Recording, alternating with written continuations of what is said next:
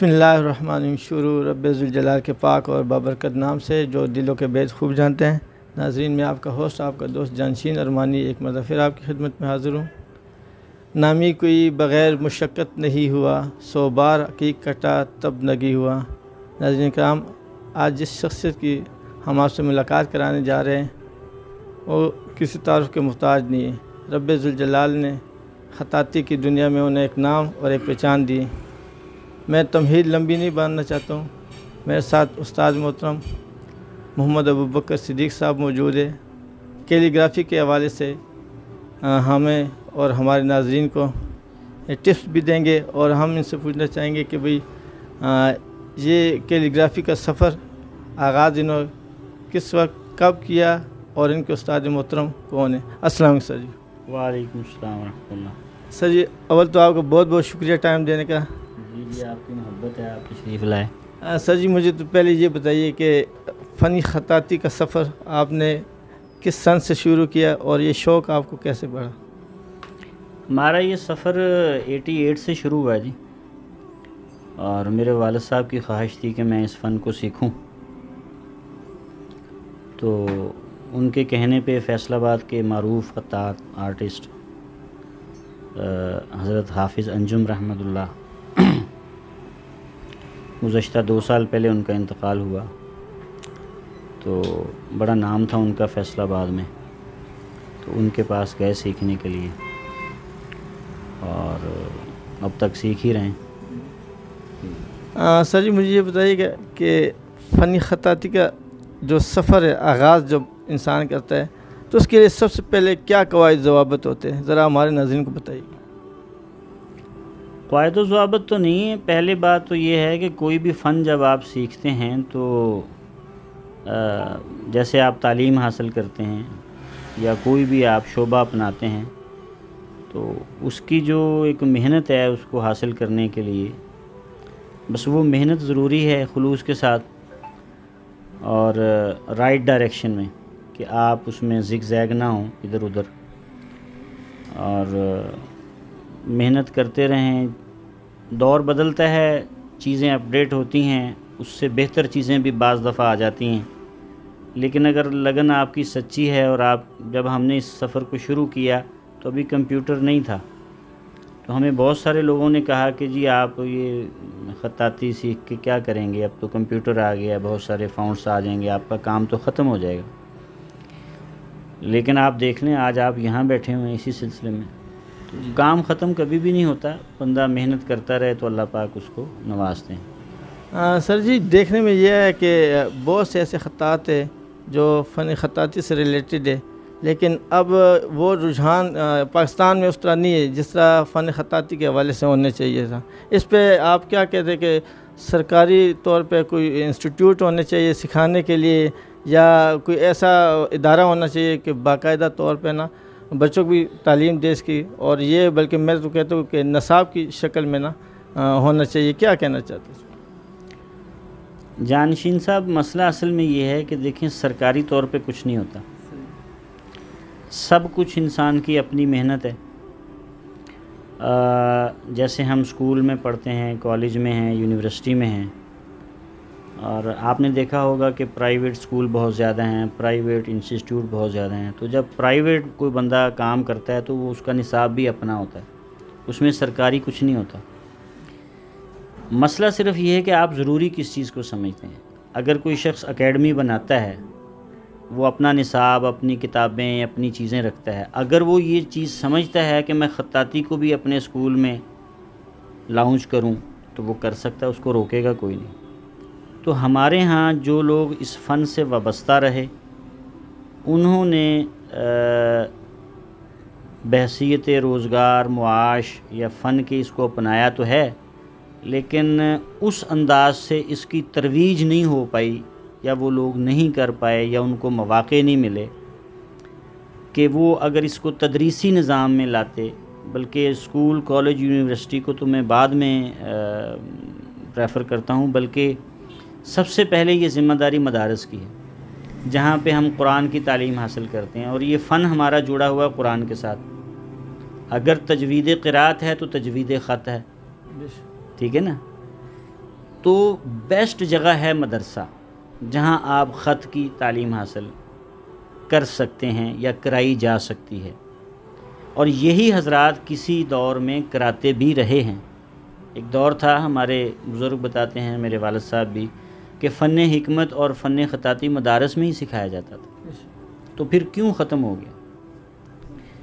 تو کام یا کوئی فن ختم کبھی بھی نہیں ہوتا یہ ہے کہ آنے والے ادوار میں دوسری چیزوں سے خائف ہو کر ہم یہ سمجھتے ہیں کہ شاید اب اس چیز کی ضرورت نہ رہے، تو ضرورت ہر دور میں رہتی ہے۔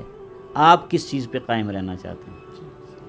اچھا سر، بعض ممالک میں بہت زیادہ پذیرائی کیلیگرافی کو دی جاتی ہے، ہمارے ملک پاکستان میں اس طرح کی پذیرائی نہیں ہے جیسے کہ ہونی چاہیے، کیا کہنا چاہتے ہیں؟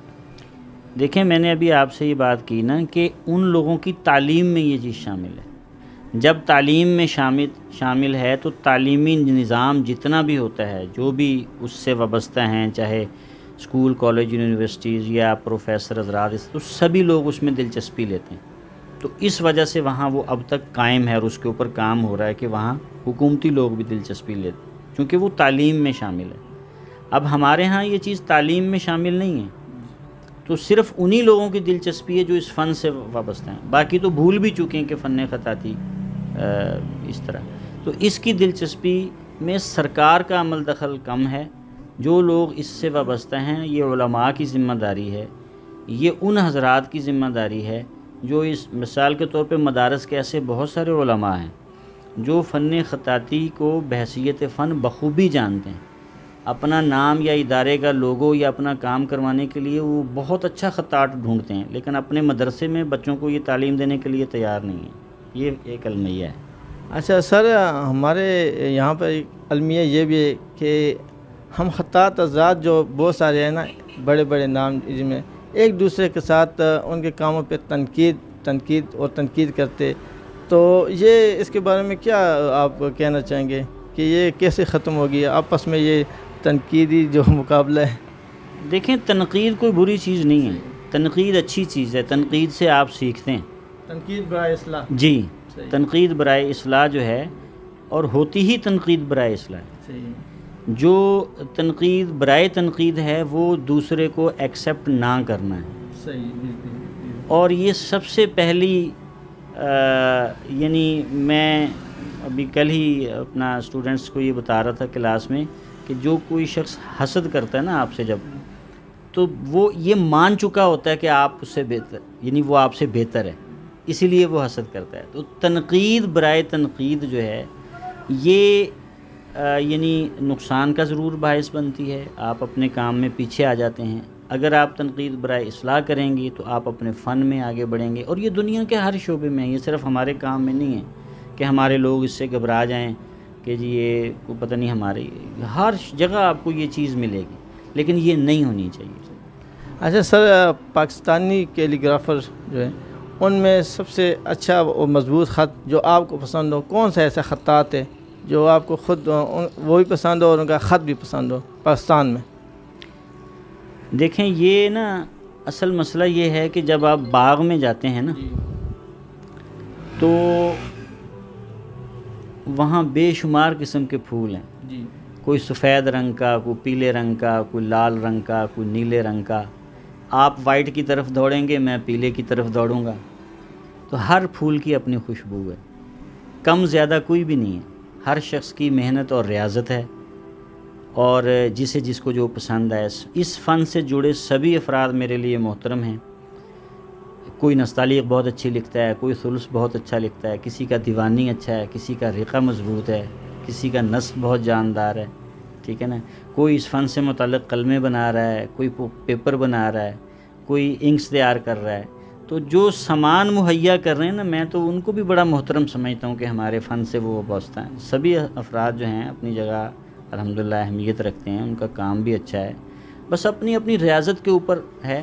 اور یہ کوئی ایسی بات نہیں ہے کہ آپ دوڑ میں کبھی آگے ہوتے ہیں، کبھی پیچھے ہوتے ہیں، کبھی آگے ہوتے ہیں، کبھی پیچھے ہوتے ہیں، تو یہ کوئی ایسی بری بات نہیں ہے۔ اچھا سر، جو ینگ جنریشن ہے خطاطی سیکھنے کے خواہش مند ہیں، تو ان کے لیے کیا میسیج دینا چاہیں گے؟ یہ تو ایک انتھک محنت ہے، اس میں شب و روز کی محنت چاہیے، اور آج کل کی ینگ جنریشن وہ شارٹ کٹ کے راستے ڈھونڈتے ہیں، کیا ان کے لیے پیغام دینا؟ دیکھیں جی، نئے بچوں کے لیے میں یہ کہنا چاہوں گا کہ اصل میں ہمارے پاس ایک یہ سوال آتا ہے، یہ آپ نے اچھا سوال کیا ہے۔ اکثر بچے ہمیں یہ کہتے ہیں جی ہم فن خطاطی کیوں سیکھیں، مثلاً کیا فائدہ ہوگا ہمیں، چونکہ شارٹ کورسز کا دور ہے، لوگ 2 سے 2.5 مہینے میں کوئی کورس ڈھونڈتے ہیں، لیکن وہ کورس کرتے ہیں اپنی سی وی بڑھانے کے لیے، تاکہ کسی جگہ ان کو جاب مل جائے۔ تو فن جو ہوتا ہے نا، یہ سی وی بڑھانے کے لیے نہیں ہوتا۔ تو ہم اپنی زندگی میں ان بچوں سے یہ کہیں گے کہ ہم اپنی زندگی میں کہیں نہ کہیں کچھ ایکسٹرا ٹائم کسی نہ کسی فیلڈ کو دے رہے ہیں۔ مثال کے طور پہ ایک بچہ اسٹڈی کر رہا ہے، ساتھ میں اس کو کرکٹ کا شوق ہے، وہ نیچے گلی میں جا کے کرکٹ کھیل لیتا ہے۔ کسی کا وہ کھیلنے کو دل نہیں کرتا تو وہ گھر میں بیٹھ کے لوڈو کھیل لیتا ہے۔ اب لوڈو آپ سی وی بڑھانے کے لیے نہیں کھیلتے۔ کسی کو تیراکی کا شوق، کسی کو جم خانے کا شوق، کسی کو سنوکر کا شوق۔ تو یہ کچھ چیزیں ایسی ہیں جو ہماری زندگی میں ایکسٹرا ہوتی ہیں۔ تو فن خطاطی ایک بہترین شوق ہے، بہترین مشغلہ ہے۔ اگر آپ اس کو یعنی یہ کبھی نہ سمجھیں کہ کوئی شخص آپ کو یہ بولیں گے کہ جی آپ فن خطاطی سیکھ لیں، آپ1,00,000 روپیہ مہینہ کمائیں گے۔ آپ اس کو کیریئر سمجھ کے بے شک نہ اپنائیں، لیکن اگر آپ دیکھیں نا نیت کتنی اچھی ہے، یہ قرآن سے جڑا ہوا فن ہے۔ اگر آپ اس کو اس نیت سے جڑتے ہیں کہ یہ اسلامی فن ہے، اور صرف یہ نہیں کہ یہ میں کہہ رہا ہوں، اسلامی تاریخ بھری ہوئی ہے کہ فن خطاطی فنون لطیفہ میں ٹاپ پر ہے۔ تو اگر آپ کوئی بھی نئے سیکھنے والے اس کو ایک مشغلے کے طور پہ، ایک اسلامی فن کے طور پہ اپناتے ہیں تو یہ ایک بڑی اچھی ہیلتھی ایکٹیویٹی ہے۔ سر لاسٹ میں جو آپ سے محبت کرتے ہیں اور آپ کے خط سے محبت کرتے ہیں، ان کے لیے لاسٹ میں کیا میسج دینا چاہیں گے؟ اللہ پاک ان سب کو سلامت رکھے جی، جزا دے جو ہم سے محبت رکھتے ہیں۔ اللہ تعالیٰ ان کو بہتر صلہ تو اللہ تعالیٰ ہی دے سکتا ہے، ہم بھی ان سے محبت رکھتے ہیں۔ دل وسیع ہونے چاہیے، وسیع الظرف لوگ بہت اچھے ہوتے ہیں، اور ایک دوسرے کے کام کو ہر سطح پہ اپریشیٹ کریں، اور نئے سیکھنے والوں کی حوصلہ افزائی ہونی چاہیے تاکہ وہ اس پہ آگے بڑھ سکیں، اور جو لوگ ہمارے کام کو پسند کرتے ہیں یا ہم سے محبت رکھتے ہیں تو ان کے لیے دعا ہی کر سکتے ہیں ہم۔ اللہ تعالیٰ ان کو جزا دے۔ بہت بہت شکریہ ناظرین، یہ ہمارے ساتھ محمد ابوبکر صدیق صاحب تھے، جو بہت خوبصورت انداز میں ہمارے تمام ناظرین کو کیلی گرافی کے حوالے سے بتا رہے تھے۔ ناظرین انشاءاللہ اگر زندگی رہی سانسوں نے اجازت دی پھر آپ سے ملاقات ہوگی۔ آپ کو ابوبکر صدیق صاحب کا ایک پیکج دکھاتے خطاطی کا، آپ وہ دیکھیے اور اپنے ہوش جانشین اور معنوں کی اجازت دیجیے۔ انشاءاللہ پھر ملاقات ہوگی۔ اللہ حافظ۔ قل هو الله احد قل هو الله احد مدد الله مدد مدد الله مدد قل هو الله احد قل هو الله احد مدد الله مدد مدد الله مدد قل هو الله احد قل هو الله احد دوسرا تیرے سوا کوئی بھی معبود نہیں، بے نیاز اتنا کہ حد ہی کوئی موجود نہیں، دوسرا تیرے سوا کوئی بھی معبود نہیں، بے نیاز اتنا کہ حد ہی کوئی موجود نہیں، بے نیاز اتنا کہ حد ہی کوئی موجود